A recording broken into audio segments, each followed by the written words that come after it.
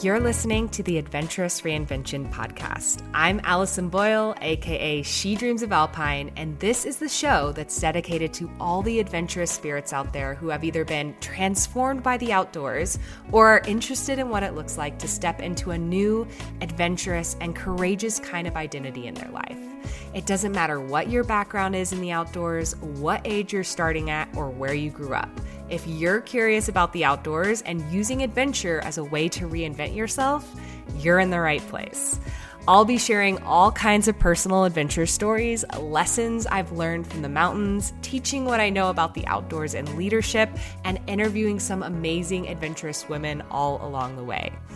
I've been coaching women on becoming safe, confident, and self-sufficient backpackers and leaders of their own adventurous lives since 2018, and I know exactly what big fears and self-doubts can pop up along the way. I have so much to share with you, so let's dive in.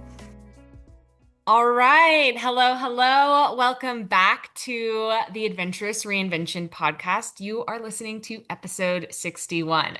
And today we are bringing back a very special series where I bring on my team, specifically Kellie, and we talk about hot topics that are coming up in our backpacking badass community, which is made up of adventurous women around the world. If you don't know about our program, you can find out more information at shedreamsofalpine.com/waitlist. And there's a bunch of information about that program where we teach you to become safe, confident, and self-sufficient backpackers. But we're in there all the time and we're talking things backpacking all the time. And so we have done this a couple of times already and people tell us they love these episodes. So we're bringing it back again, hot topics in our community. So to help me again, I'm welcoming back Kellie from my team, who, if you are a longtime listener of this podcast, have heard before. She's been on episodes, I believe, 9, episode 28, 29. Again, she's a steady presence here on the podcast. So Kellie helps me with a lot of things on She Dreams of Alpine in our business. But one of her big roles in She Dreams of Alpine is being the community manager of our backpacking badass community. And since we're super invested in our students, like we're always interacting with our students and clients almost daily because we have that community in there and people are usually pretty active and posting and commenting and we're in there helping other people as well. We get a pulse on like what are people talking about and all those things.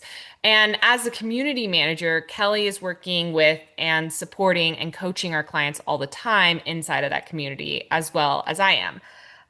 So she's very in tune with the heartbeat and she also helps me with customer service. So we're both like in there, like knowing what the questions are being asked and specifically inside of our backpacking badass community. So today we are going to pull out some of our hottest topics that have been happening around this time of the year, like, summerish, going into fall within that community. But before we dive in, maybe Kellie, say hello to everyone, give us a high level look at maybe some of the topics we'll be diving into today.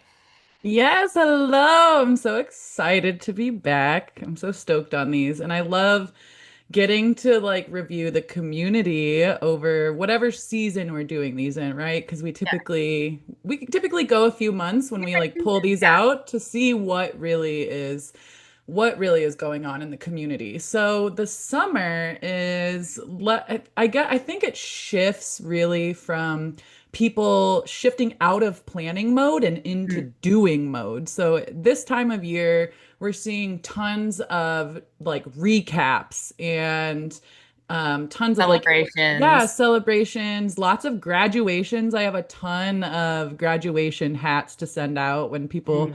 finish the program and submit their story. We send them a free hat that we don't sell anywhere. Yeah. It's like very coveted and hard earned. So I have a lot of those to send out. So with all of that being said, we're seeing tons of people getting out there. So we've been coaching more on like touch and go kind of topics where we're helping somebody with last minute planning. We're Mhm. doing reflections on what people learned from their trips and what they Or might want to do. calming that Yes, trip yes. panic. Or calming the pre-trip panic. So today, these are the topics we have in mind, and we'll get through as much as possible. But First, we want to congratulate all of the summer 2025 backpacking badass graduates, and we'll be highlighting a student that we felt as coaches really went above and beyond to lead brand new backpackers on their first trip on like an epic oceanside adventure. So we'll get a deep dive into that and have an official congratulations to all of our badass graduates. Then we're going to focus on possibly two things that keep coming up in the summer when folks actually get out on the trail, and that's food and gear, because that's what we always hear, right? Like coming off our adventurous reinvention guided trips, people typically are like, this was an amazing trip. I would change my food. I would do my Right. food differently. Or the great thing about community is getting to crowdsource what gear is working for different Mhm. people. Because there are so many different preferences and things There's that so much people out there. need. Yeah. Yeah, so when we hear like what's the best gear, that's like a loaded question, right? Because we're like, well, we'll help you find what's best for you through like sourcing community Right. and finding people that have the same needs as you. So let's get Yeah. into it. That's great. Yeah. And like Kelly said, we're hoping. So I am a little bit on a time crunch today. So we're hoping we'll get through all three of those topics, but we might just get through the first two. But we'll bring back the other one if we can't get through it today. There's more episodes to be had on this podcast. So as Kelly said, the first thing that we really wanted to highlight was our graduation trips. Like, it is the end of summer, and for most people, like that is peak season to get out backpacking. And we have had, like, every summer, we always have a ton of backpacking badass graduation stories. So we wanted to give a special shout out, congratulations, like kudos to all of our students that completed their graduation trips this summer. And Kelly gave a little bit of context about this, but one of the things that we do inside of the program is in our one of the very first things we ask people to do is like pick a goal trail to be working towards. Because what I have found is like if you're approaching the program just to learn, you're not in that mode of like, I'm going to take action on this and putting yourself in the arena to take that scary next step action, which is the hardest part. So it's like if we anchor it to a goal, we put a date on the calendar. And yes, sometimes that has to be a little bit flexible depending on weather and things like that. But like we start working towards something real and tangible, that's when we see students make the most progress. So we really encourage people to do that. And when they join the program, we say, hey, go through the core lessons that we have, go on that first trip, and then that is your graduation trip. Just at least any kind of trip. It can be with a group, but you've like been an active participant. We talk about and what an active participant is. You maybe lead a group, or maybe you even go solo. So everyone kind of has their different version of a graduation trip, but we celebrate them when they make it on that first trip, have gone through the core curriculum. We send them a graduation hat. And that Kelly does a lot of that. She sends out the graduation letters and the hats. And it's And really I'm just like, gonna cover the boxes and stickers every yes, time. Yeah, so she if you're a makes it student, it's coming fun. with stickers. Yes, exactly. It's like our little way.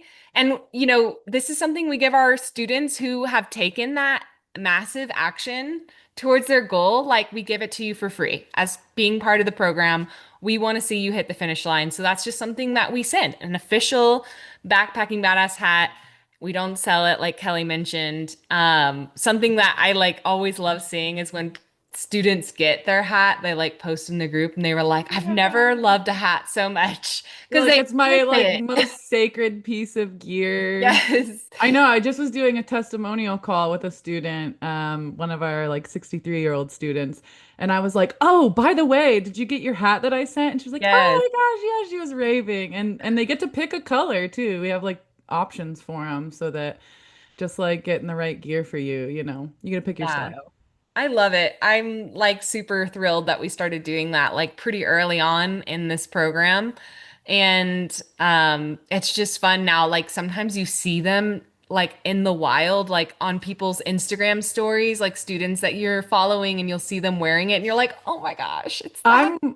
just waiting for the day that I see one on the trail On and the I like trail, that would be scream great. out loud. I'll We scream have out loud. hundreds of graduates at this point. Like this program, we've been running the Backpacking Badass program since 2019, and we It's my literally have hundreds of students that have graduated this program. literally an adventure bucket list to run into a fucking badass hat and student on the trail.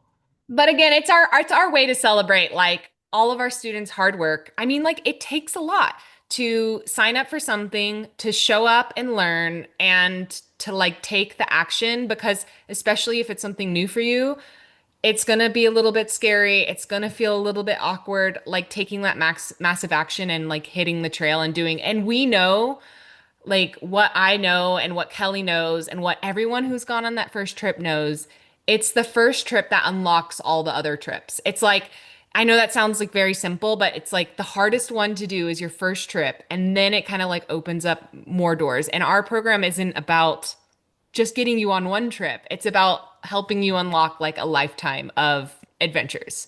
And So, it's interesting you say that because, when these graduate stories come in, they send them in to us. And I would say like 4 out of 5 graduation emails typically ends with something along the lines of, I'm already planning my next trip. I was yes, already thinking of where I would go next before I got back to my car. And so it's I like love that. when you hit these milestones, you just It you unlocks possibility for you. yes, it was a possibility you were unsure of in the first place, and you took that risk anyway. You prepared for it.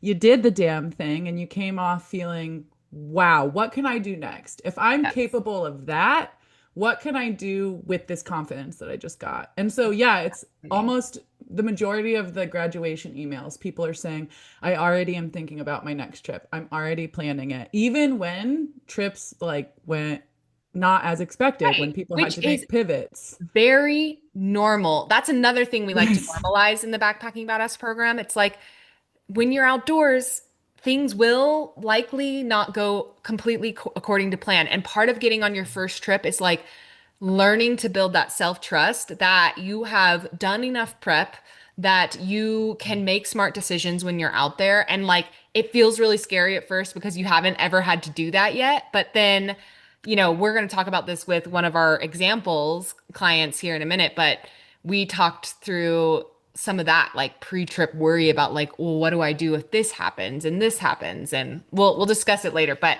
yeah, I don't remember where I was going with this tangent, but anyways, bringing it back. We just wanted to like do a blanket congratulations to everyone that celebrated their milestone of going on their graduation trips this summer. Also, all year.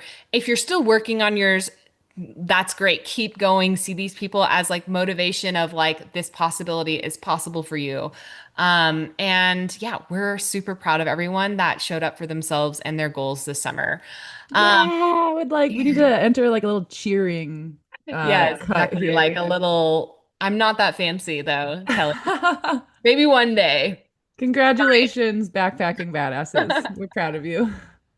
So we're not going to list all the names because our graduation list in the summer is always a long one. But we did want to highlight one graduation trip where like me and my team were constantly talking about, we're like, wow, okay, this person is getting after it. Like she signed up for this program and she is getting what she came for. She is like utilizing all the resources to their max potential. And she just had like it was like amazing leadership that she showed up to. She was guiding a group of friends and doing all of the like, she was being that what I call when we talk about being self-sufficient on the trail, we say there's like 3 different personas you might step into. And it's like the strong group participant.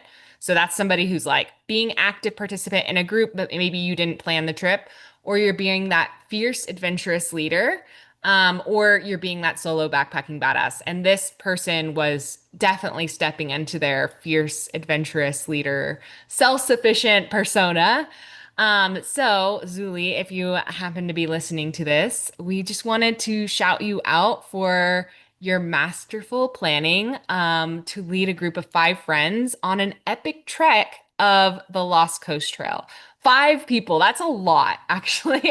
5 people, that this was their first First backpacking backpacking trip, trip. and it was Zuli's third backpacking trip and the first one that she planned. Yeah, So that she was the leader of it.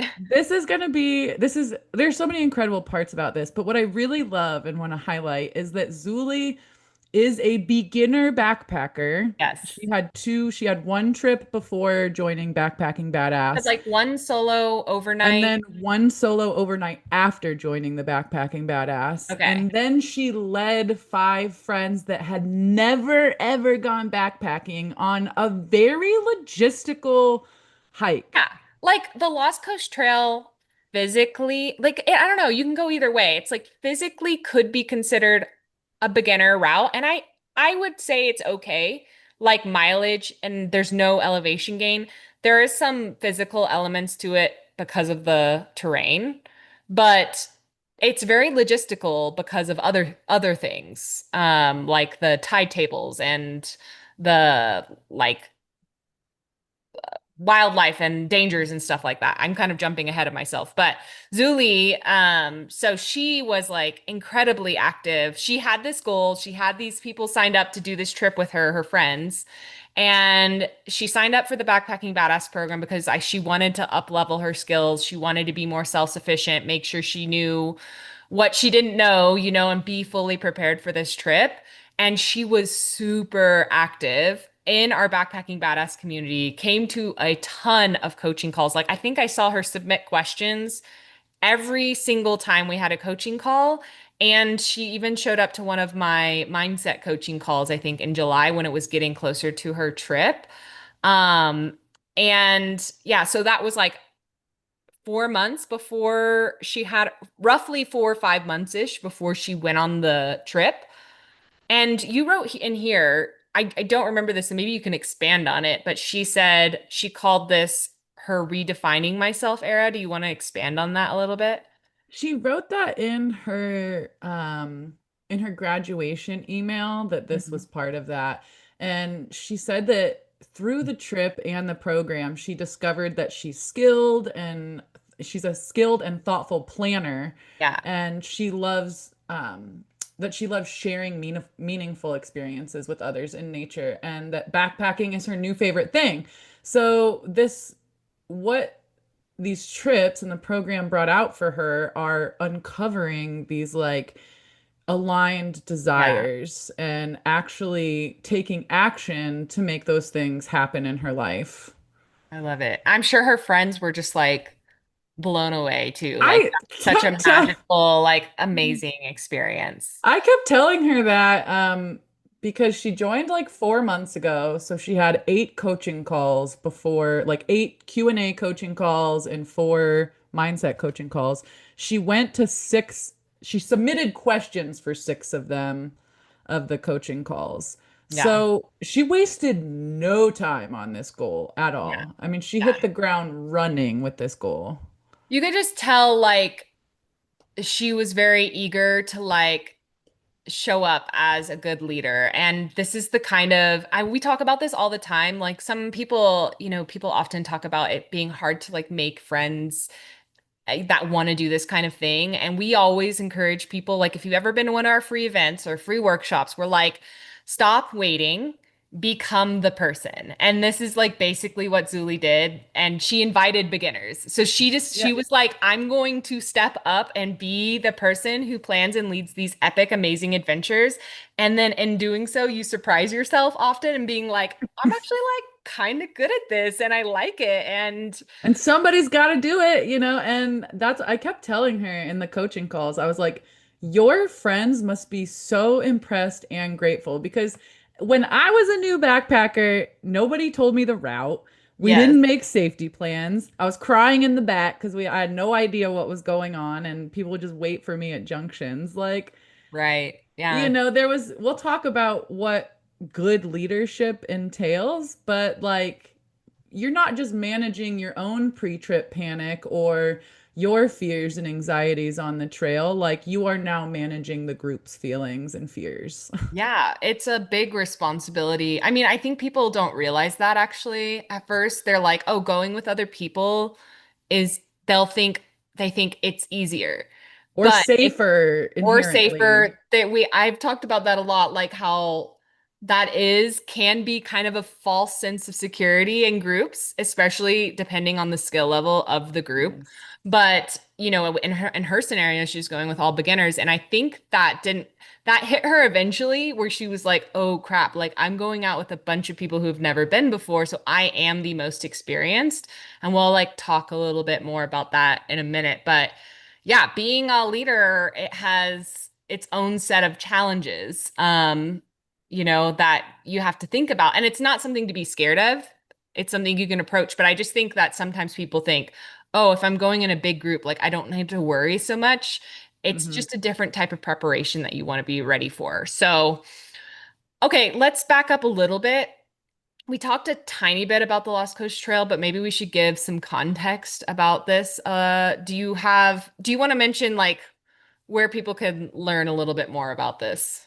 Yeah, so the Lost Coast Trail is an impressive undertaking for anybody, but especially a group of newbies. If you want to get into the nitty-gritty of it, like mileage, terrain, all that stuff, we have that on our blog. So we're not going to We bog have a trail down the guide. podcast. Yes, we I'll have a link it free in the trail show notes. Yeah. a free trail guide, shedreamsofalpine.com/blog. You can search the Lost Coast Trail. So if you're interested after hearing this, you're like, can't get the Lost Coast Trail off your brain. We've got resources to help you plan that, which Zuli used some of these and then also our coaches too. So the Lost Coast Trail is epic. It is a coastline trail in California. And the biggest concern on this trail is timing your hike so Yes. that you can cross these impassable zones of the trail that the high tide puts underwater. Yep. And then, of course, there are other things because of the terrain, like sand is difficult to hike in, whether it is hard from being wet or soft from being dry. Like Right.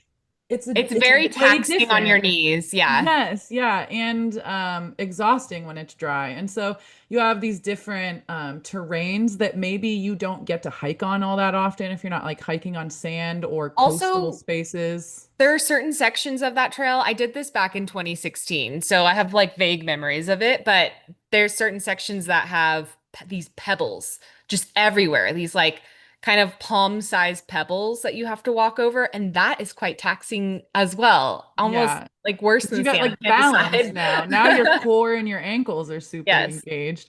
And so there's also, waves. You're factoring in the ocean. And if you're kind of talking with a group and people aren't paying attention or you're looking and some sneaker wave crashes in, you might get caught with a wave. And then the wildlife may be different. So The you have things wildlife like is a highlight, I think, definitely.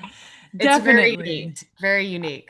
But even though they're so, so cute, give the seals and sea lions space. If Right. something is washed up on the beach, don't go grabbing it, like, starfish, or I don't know if that area has jellyfish, but don't Uh, grab stuff. Don't grab wildlife, and then like it's ticks, just a good tip in wildlife. general. Just Yeah, don't give grab wild. wildlife space. Yeah. Touch with your, look with your eyes and not with your hands. So. But these are anytime you go hiking, you're researching your wildlife. And there are bears in the area too, so that factors in, and Well, rattlesnakes, but they're rare. funny story too, Kelly. I'll just add in, but when I did this trail in 2016, I remember this one inlet, like you can hike in these inlet, there's fresh water that comes down, and we hiked in to do some water filtration. And we were like, what's that in the water up there? And we hiked up a little ways, and there was a giant dead whale.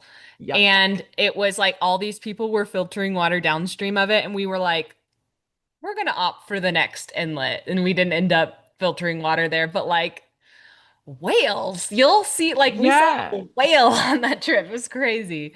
Zuli said she saw a whale, but it was alive. Oh, She that's got to good. she got the privilege of seeing one not, polluting the Yeah. water We system. And we saw there's this one seal. I feel like we named it Fred, but he like kept popping up along the ocean as we would hike. I don't know, maybe it wasn't the same seal. Oh, We that's like so kept cute. seeing his head every now and then, and we're like, he's going with us. He's It's like great. making an assessment. He's like, how's their food storage? Like, oh, they still look alive. Well,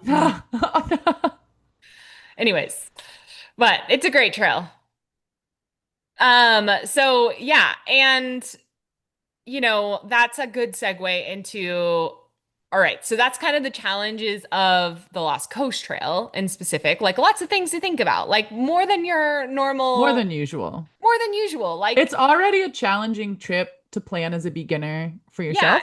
especially with the And tide tables, because it can be quite, you don't yes, know what to expect out of that. and And we different coached times on of the that a lot. years, Yeah. different times of the year are also like more challenging than others because there's like less of a window to like make it through. So you really need to know your group's going to hike at a good pace, to make it through in time and plan and wake up. If your tide tables are like weird timing, like where the best time to go is it in the morning, you need to make sure your group is waking up and doing that in the morning. And that's just logistical, but it can be Yeah. intimidating. So all of those increased hazards and planning, you're not just planning for yourself now, right? You are mitigating the risk and managing everyone's expectations as a Yeah. group leader. And So fears and anxieties. Yeah.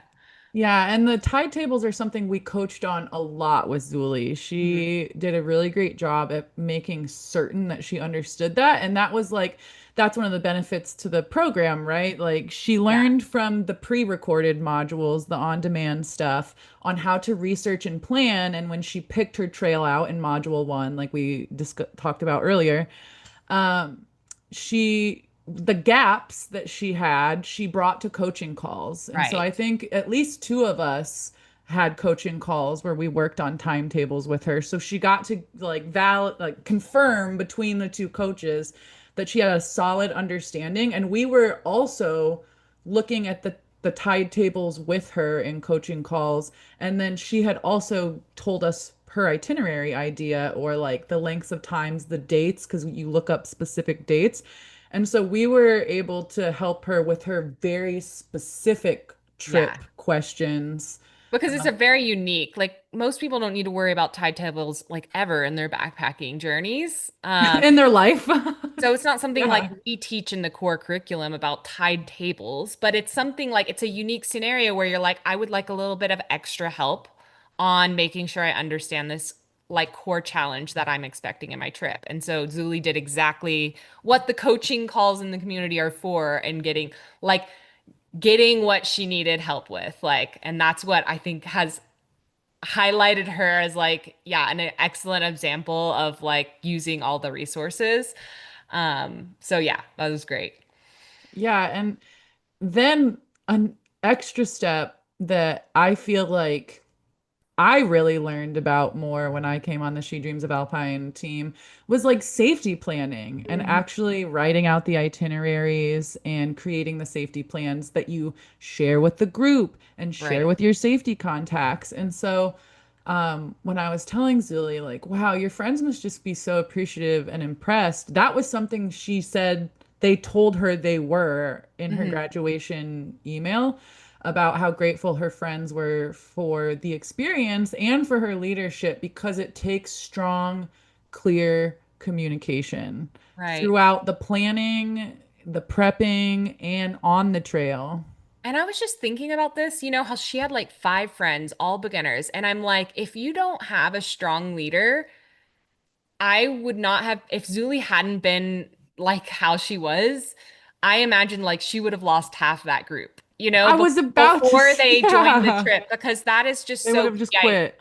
I tell people like one of the key benefits to if you're taking beginners or people that are new to it and you are trying to build your adventurous community, if you are being that self-sufficient leader and a core part of that is building a trip plan and safety plan and then bringing your group in on it and like really helping them feel like solid about the plan that they've signed up for with you, they're going to feel so much more calm about doing this and less likely to talk themselves out of going on the trip. So I That was is gonna like a say key aspect as it well. was it was amazing to me. Amazing that she had 5 brand new people and nobody backed out. Nobody backed out. It's quite impressive. Yeah. It's quite So common. So don't be like, if that happens to you, it's quite normal for like people to back yeah. out, but it really does help if you can be like, girls, I got you. Like, this is the Yeah. trip plan. This is exactly what we're doing. It just helps people feel like way more, and it helps you. Like that, the one of the reasons we teach our students to do it, one, from a safety perspective, but it also helps address all of those like pre-trip like anxieties that come up because you have kind of thought through a lot of things. And that really, really helps. So, yeah, everyone know the plan. It's your job as a leader to make sure they know the plan and everyone understands it and all of those things. Um, Yeah, Zuli really hit the ground with the coaching calls. I mean, she went over everything from reading the timetables to having us review her itinerary, making sure her group felt good about that hiking pace mhm. and getting through those impassable zones on time. She came to coaching calls to ask about food storage and like how to split bear cans among the group. So, managing food plans for an entire group. She came for meal ideas, clarifying regulations. She had first aid questions. She had GPS, Gaia GPS questions. We covered Garmin with her. And these are all things that we cover in the course too. But these were the questions that after she was going through the She had like trainings. little bits of like tiny clarifying Mhm. questions or like Yeah. nuanced things. Yeah. And then closer to the date, she's really fine tuning things. She's going to mindset calls. She's talking about the gear that she needs to like what can she take one of? Like can we take 2 stoves for 6 people or things Right. like that? Sharing How gear. Yeah. much water should she recommend to her group they're drinking a day? So she's starting to think about safety planning for the group and making sure that she's also watching what they're doing and making sure they're making, safe choices on the trip. And so she's prepping herself in the, coming weeks up to her trip to now start shifting into, okay, I really am managing a group. Like, I'm going to have to make sure they're drinking enough. I'm going to Yeah. have to pay attention to if anybody is struggling in pace. I'm going to have to help Especially with the other group of people beginners. with their mindsets. Like, Yeah. she did bring up at one point, one of her reflections, she said, that she wishes her on trail communication that she went over the plan more often on Mm, trail. So they yeah. all had the plan. She was just saying, I wish I would have revisited it just to refresh everyone's mind on what to expect that day to help with some of the anxieties of, oh, are we going to make it past that zone? Because it is really Yeah. scary when backpacking leisurely, where you're like, okay, I've got like 3 miles. 8 hours, yeah, to get to. I Yeah. got 8 hours before sundown. I can take a nice leisurely pace to my campsite. Whereas when you're actually planning something around tide tables, storms, because you're checking your weather on your satellite communicator, when you now have an itinerary to stick to, that can be a little more stressful. And then Definitely. you're managing a whole group with 6 different hiking paces. So Yeah. it does take a lot. Yeah, that's such a good point. And, like one of the things we talked about, on one of our mindset calls is around that leadership aspect, right? It when I've done a whole episode on pre-trip resistance. So like if you guys are ever experiencing that, I just recommend people go listen to that episode. Anytime it's like a week or two before your trip and you're starting to spiral or have self-doubts, go listen to my podcast episode on, I don't remember the number, but it's like beware of this pre-trip resistance or It's something like like that. it's somewhere like 10 or 11 or Yeah, 12. it's It's one of the early on. early. But go listen to that. But basically, like, it's when our brains are like, did I bite more off than I can, did I bite more than I can chew off? Did I say that right? I'm like, Close. what if Bite something off. You had it right the first time. Bite off more you can I don't chew. know. I doubted myself. What if something happens and someone gets hurt or I get hurt? All of these things. And with a group, something that I remember telling her is that part of honing your leadership skills is recognizing that you might have to be, as the most experienced one, as the one who did all the work, the pre-trip planning, you might have to make tough calls for the groups. And sometimes, like, that's well received, and sometimes it's not. And we just have to get to the place where like we're okay with that. Like we need to be vocal about why we think a tough call needs to be made. Like we should turn around or we are not up for the rest of this or whatever it is, right?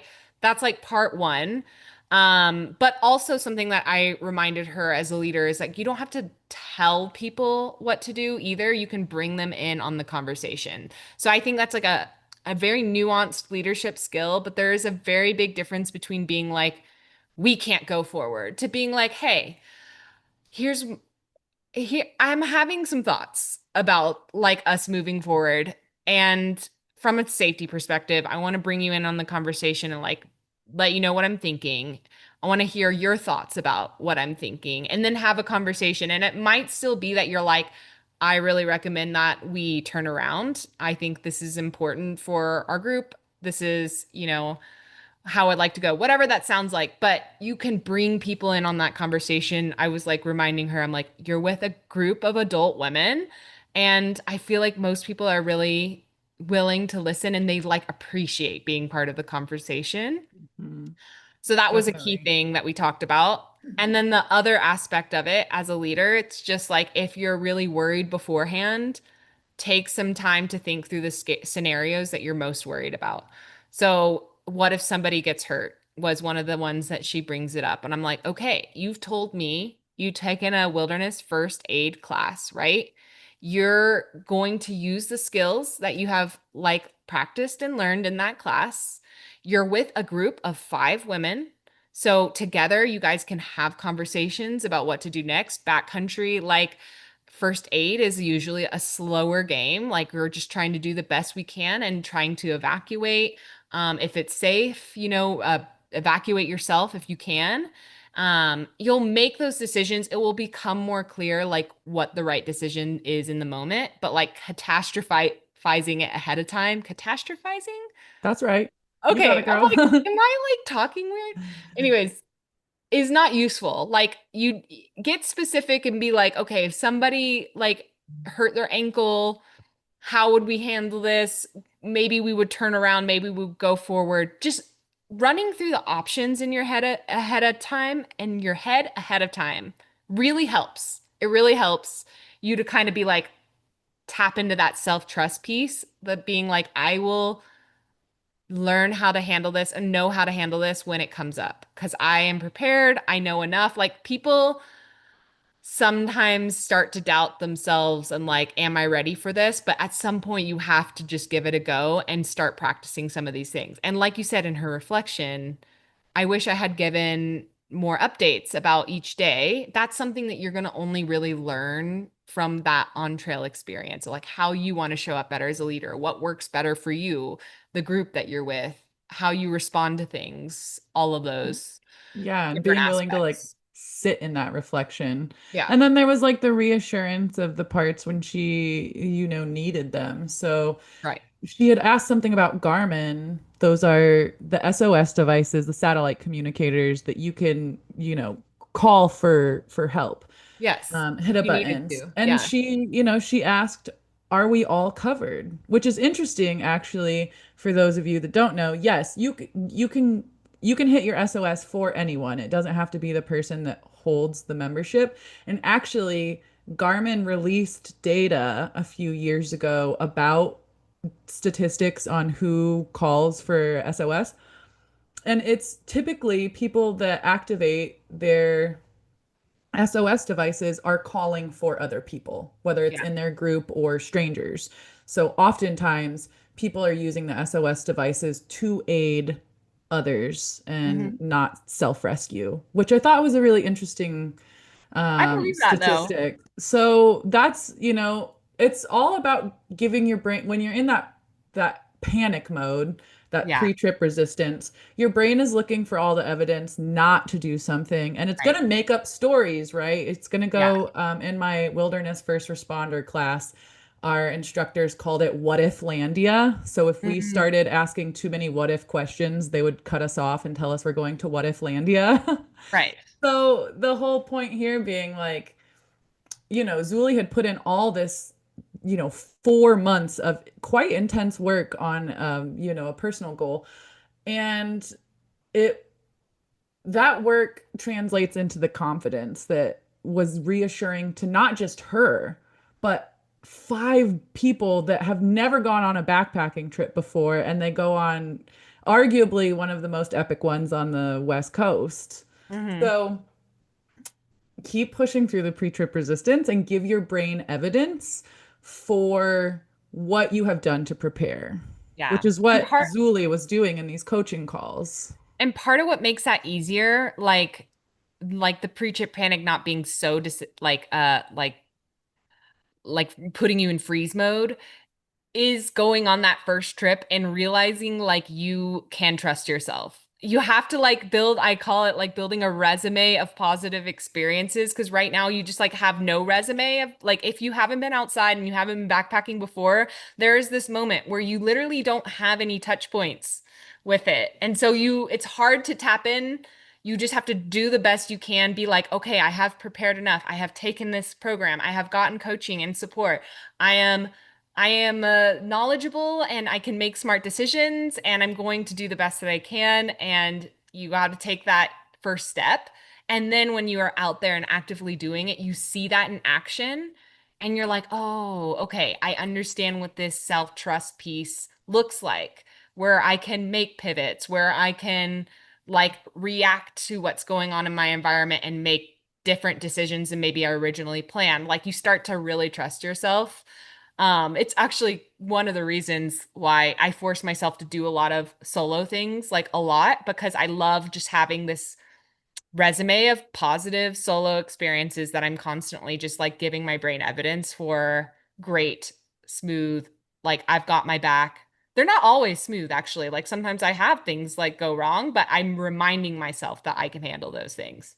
Yeah, and I think that, my final thought on this whole thing is that good leaders, they reflect, they take accountability, and they Mhm. look for growth because Yeah. sometimes that self-reflection, especially when there's a pivot on the trip, when something didn't go as planned or things got like tense in a group or whatever it is, instead of just like closing the chapter on that trip and just being like, okay, well, I did it, looking back on it, deciding, recognizing how you felt, the thoughts that you had, and then understanding you can choose to feel differently or do things differently, or whether that's as simple as I really didn't like my gear, my backpacking food was underwhelming, to like bigger things like I really should have had a difficult conversation with somebody about a pace or expectations or whatever. Like good leaders reflect, they take accountability, and they look for those growth opportunities.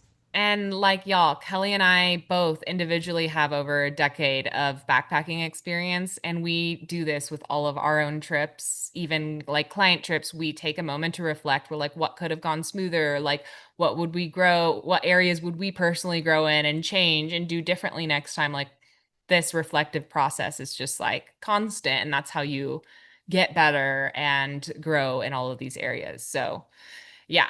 Okay. So congrats to Zuli and all of our backpacking badass students and our graduates this summer. We are incredibly proud of you. It takes a lot of courage to do the thing, especially if it's brand new to you and outside of your comfort zone. So like every time that you guys are getting out there on the trail, you are being an example of what's possible. And we're just super thrilled that we get to share that and your experiences here, because I know it's super valuable for people listening and they're learning something from it as well. So we are so proud of everyone. And we love you guys and congratulations again.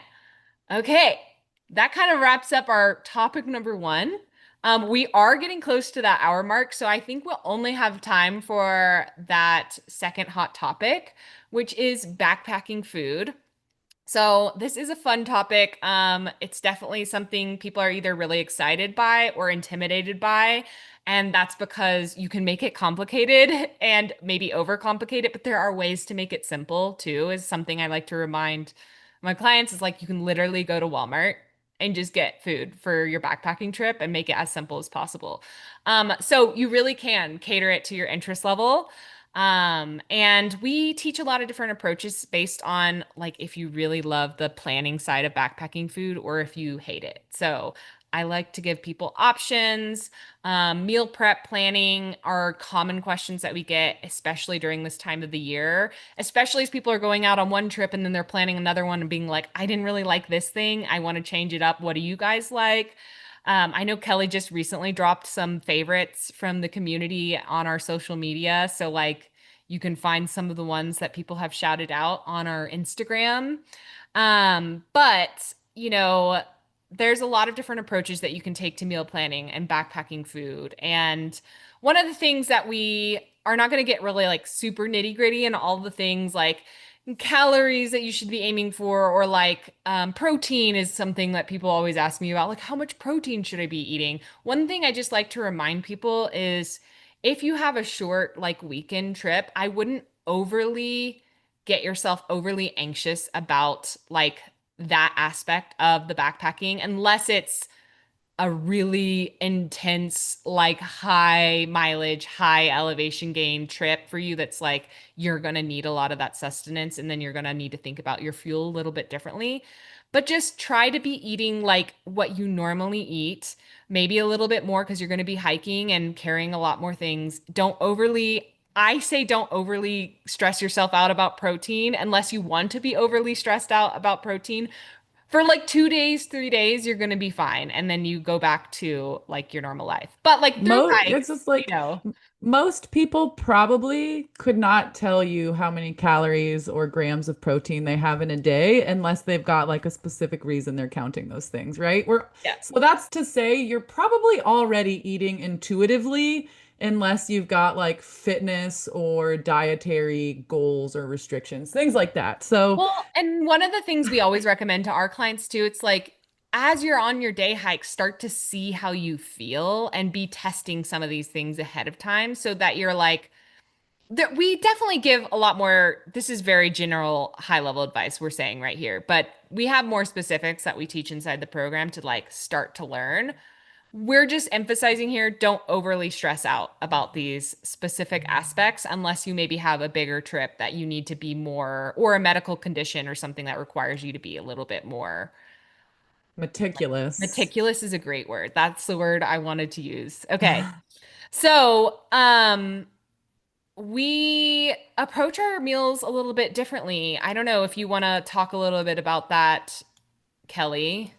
Yes, I love it because Allison and I both like to make our own meals, meaning like we don't buy the prepackaged Tip, types not of that much, at freeze-dried least. meals. Yeah. Yeah, like we might slip one or two of those in, but Allison and I really prefer to make our own meals, and we can share for our own personal reasons why. But we use the same planning spreadsheet that is in our Backpacking Badass program. Like a lot of what we teach our students, we use as systems too, because, they just work so well. So we each probably, on a shorter trip, maybe like a weekender or a 5-day trip, we'll pick rotating meal plans in the spreadsheet. So you can have like one meal plan, two meal plans, three meal plans, however detailed or how much you want to rotate your food. And so there'll be like a menu, let's call it, for day one, a menu for day two, and a menu for day three. And then we might rotate through those. Yeah. And the Helps with food fatigue. Yes, the spreadsheet's nice too because you can add your link to the recipes you find. You can make a shopping list in it. You can track how many portions that you need to make. There is also a calorie tracker for when you level up to do bigger trips where that's a bigger consideration. So that's a template that we have in the Backpacking Badass program. And that's how Allison and I both start our system. That's the first place we both go. And then I dehydrate my own meals. I got into this. I don't even know why. I think actually I was going to Isle Royal with a friend and we were looking at the price of prepackaged meals and it was going to cost us over like $100 just for dinners. And we were like, oh no, no, no, no. So me going on a bigger trip, longer with somebody else, pushed me to up level my food to start dehydrating it because it then became pennies on the dollar. You know, I could batch make some red lentil chili, which is one of my favorites, and then dehydrate it. And now for like less than $10, I had like six chilies, six prepackaged chili or newly packaged chilies. So I like to dehydrate things, snacks, meals, and I do that on I coach about that on almost every single Q&A coaching call that I do. It's a very Yeah, hot topic. Any of my coaching calls, you just look them up and there'll be something about food. it's Um, true. Yeah. but I do also love a low effort one. So, in my opinion, some of the dehydration can be pretty low effort, but some of my low effort faves when I'm just like not into it. Hang on, my dog is barking. I just hope that nobody I heard. can't hear it, so you're That's good. fine. Okay. So, some of my low effort meals that when I'm not in the mood to make any of my backpacking meals. Ramen, classic. That's a classic It backpacker one. is Instant potatoes, another protein bars classic. for breakfast, packaged candy, snacks, crackers. I really like ready to eat, like Indian meals, like Mhm. chana Like Maya masala. Kamal or something. Yeah. Yes. Instant rices, whether they're hydrated or, that you got to boil them. And a really fun one that I did would be I would potluck with friends. So we would decide on, one Saturday night that we're hiking, the one night, we will all bring in a piece to add to the meal. So somebody will Yeah. bring in the main dish, somebody will bring in, a side dish. So that That's was a fun. fun way to like break things up when I was like especially when I was new and wasn't having like very exciting meals to begin with, where I was just like mashed potatoes and ramen. Yeah, totally. And I'm like, I don't do I like the idea of being the kind of person who dehydrates my own food, but I just feel too lazy is the word I'm going to put for it. But it's like I just choose my battles with what I'm like low efforting on. And I if I do when I but I do make a lot of my own meals, like Kelly said. But I typically just buy dehydrated ingredients already and then assemble the meals. The reason why I make most of my meals, again, not all, but I just have had some funky, like bad experiences with dehydrated meals. Y'all, I can just like vaguely remember this powdered egg situation in Mount Whitney zone. It's just something like it changed me. I was like, I think I'm never gonna do a powdered egg thing again. It's Um, like a big gamble for your GI tract it's and such your a wallet to be gamble. like, am I gonna like this $15 meal? I mean, like some of them I did really like, but some of the brands just don't land with me well. So it's good to test your food ahead of time because that's just what I found for me personally. There are some brands that I do love, and good to go foods typically doesn't bother me. So I will do their stuff a lot too, especially if I don't want to prep everything. Like Kelly mentioned, when we go on our Adventurous Reinvention experience trips. I'm on two back-to-back backpacking trips, and it's like 10 to 12 days of backpacking food prep that I'm getting ready for. And I want to be a little bit lazy with that. So sometimes I'll do like good to go in there. And I like a lot of the same low effort ones that Kelly likes as well. Um, and sometimes I will just like, we have given examples of this on our Instagram, but like, I'll just go to Walmart or Trader Joe's and get things as well. And one note I wanted to make here is like, I love a backcountry charcuterie. So, like, salamis, cheeses, things like that's also a low effort favorite of mine, too. Yeah, if you don't know, you can take hard cheeses out and they will not spoil on like Yes. a 6-day trip or something. So So, good. A block no, of Parmesan. yeah, you'll come on one of our guided trips and you'll just see all of the guides nibbling blocks, all of our clients, because we told them just like cheese party. Pro tip. I remember being in Mammoth with you, Kelly, and we were looking at the cheese section, and I was like, I really want two of these 8-ounce blocks of Parmesan, but that's literally me adding an extra pound to my Yeah. backpack. I was so It's just scared of like, that conversation because I was like, Allison, you know that's a pound of cheese, right? Like, I'm not trying to talk you out of a pound of I cheese. I just want you to know. know when time comes to weigh your pack, you're gonna have decisions to make. I think I settled for like A 10 ounce, I a think. 10 I think you ounce I still got like found. Yeah. you took a bigger block. Not quite a But pound. it was worth it. I ate it. I know. I was like, please don't be like lacking in cheese on the trail and blame me for I it. always feel like there's never enough, so I feel like you can't. It's just that, it wasn't quite ultralight. But anyways, that's a little bit of insight on how we approach our meal planning.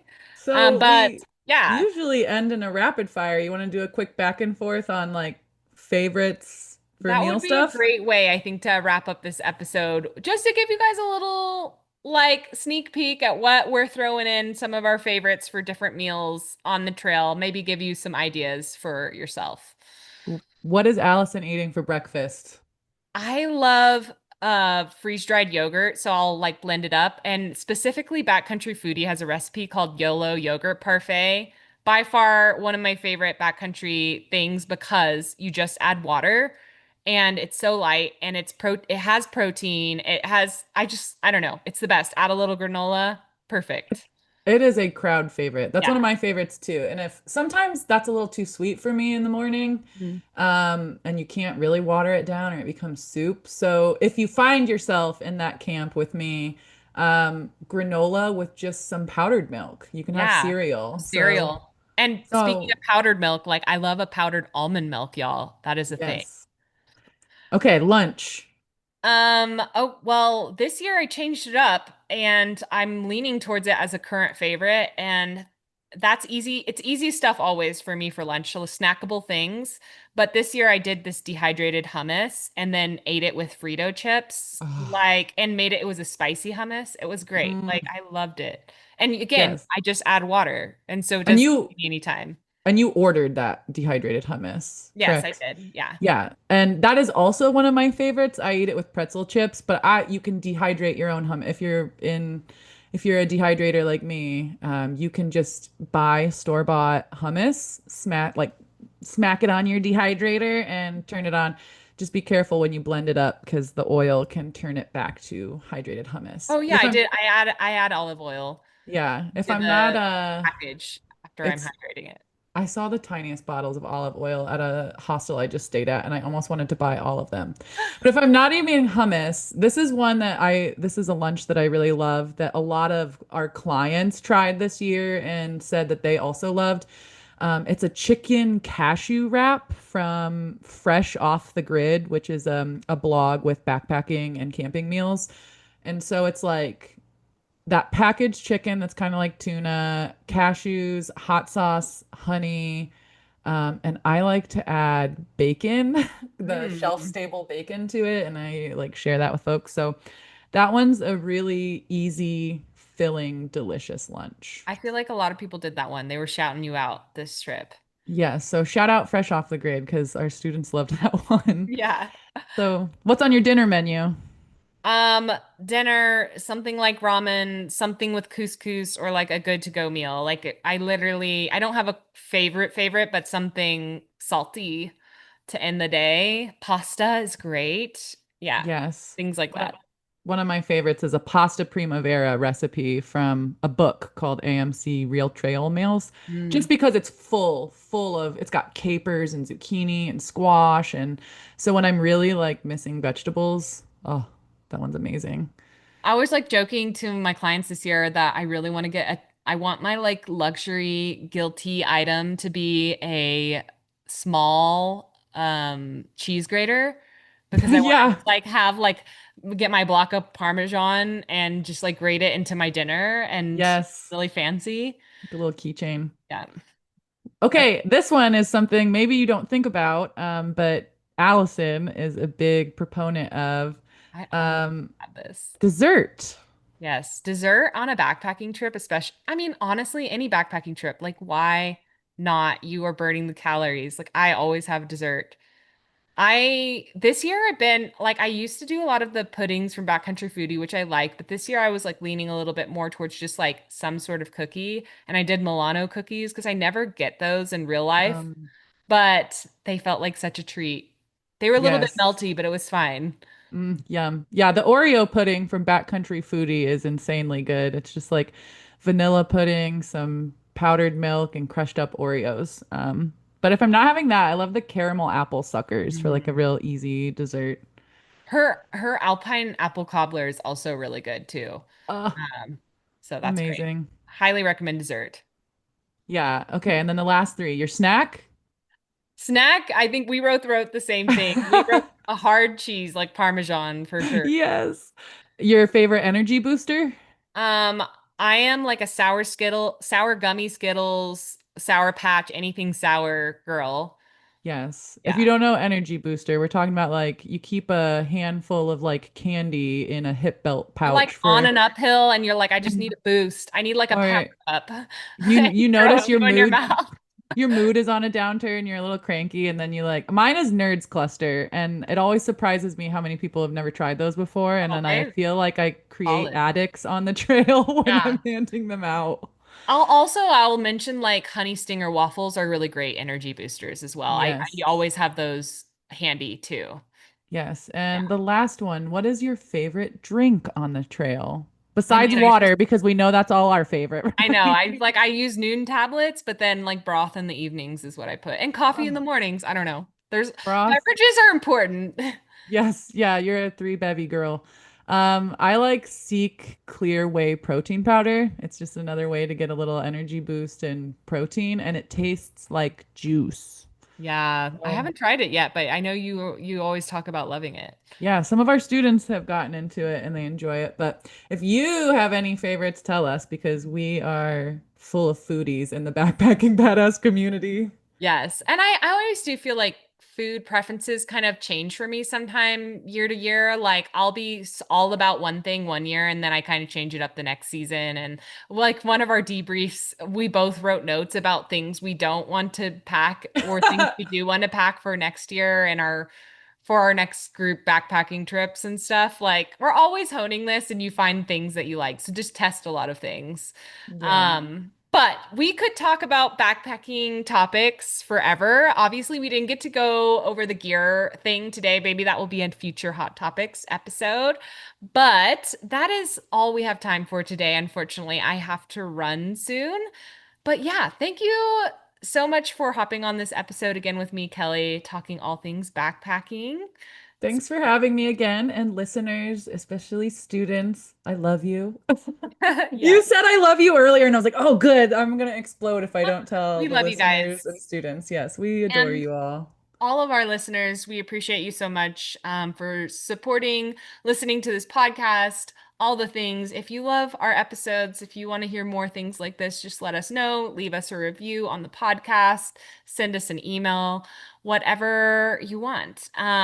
We appreciate you guys all so much, and I will talk to you next week. Bye.